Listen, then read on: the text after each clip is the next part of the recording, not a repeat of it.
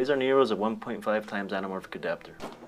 Anamorphic adapters go in front of a taking lens and they squeeze the image, giving a wider field of view.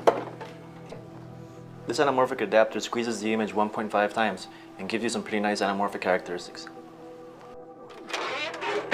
It has some pretty heavy barrel distortion and focus fall-off around the edges.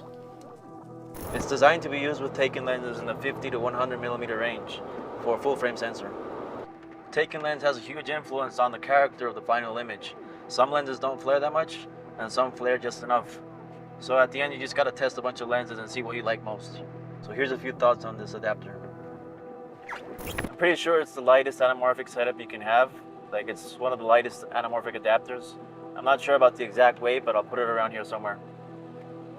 Even at f2, it's still pretty sharp and pretty usable. Like right now, this shot is on a 35mm Nikkor Ai at f2.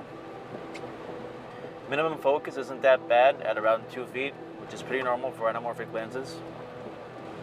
This is a pretty cheap way to get started with anamorphic lenses. You can experiment with different taking lenses and just find what you really like. You can now find these adapters in 2 flare options, the original blue and the new amber flare version. Let's take a closer look. Alright, we're going to be checking out some lens tests in a second. First, I want to show you guys the effect the adapter had on the taking lens in real time. So this is the adapter right here. I have it set on rails, so changing out the taking lens is actually really quick. You just slip it out, change the taking lens, and slide it back in. So right now we're shooting on the Zcam f6 in Super 35 4K 4x3 mode. This lens adapter covers full frame, but because of the taking lenses I have, I find it's a little more flexible to use the sensor in Super 35 mode. Also 4x3 gives a nice 2 to 1 aspect ratio, so yeah, that's nice. So right now we're gonna slip on the lens adapter and see the image change in real time. So we're slipping on the adapter. It's pretty quick. We're gonna de-squeeze the image, and now you can see the effect the adapter has on the field of view, a lot wider, the effect on the background, and of course that now we have some nice, beautiful blue flares. Alright, let's check those lenses.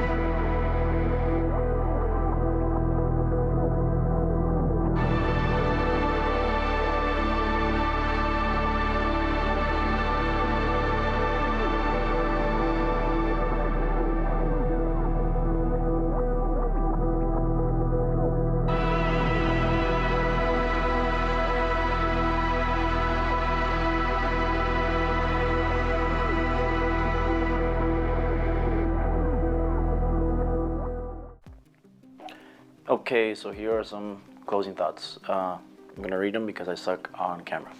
So, in general, it's pretty easy to use this adapter. I didn't have any issues with the weight or switching taking lens. Since I have it set on rails, it's just pretty easy. So the widest you can probably go in full frame, I'd say, is around 43 millimeters using open gate. Wider than that and you'll get some vignetting. So the best taking lenses to use are short lenses, pancake style lenses with a small front element and no faster than f2. Also lenses with a circular iris. So hopefully lenses that have a lot of iris blades, and when you close them down, they maintain the circular iris so you can keep the oval bokeh. That's why the Helios looks so, in my opinion, looks like one of the best, because it has a nice round aperture, and even if you close the lens down just a little bit, you still get the oval bokeh. The Nikkors, especially the 50 1.2, since it's not usable at 1.2, you have to close down around f2, and it has only 7 iris blades, and you get like the deformed bokeh. My favorite lens, although it's not the most versatile, is the Helios 44-2 on full frame open gate. It gives you around the 40 millimeter range on with the adapter, although at least my copy isn't very sharp, and you lose a lot of contrast. So any light that comes straight into the lens, it almost immediately washes the image out, and you lose quite a lot of contrast. Also, the Helios, I don't know, at least my copy doesn't flare too much. It's not as easy to flare versus my Nikkors, which flare a lot easier. Another important thing about the adapter is that it has a constant squeeze all throughout the focus range, so there are no bumps. And yeah, so I guess this lens isn't perfect. No lens is. It's just another tool in the toolbox. And yeah, so our dreams, do they look anamorphic?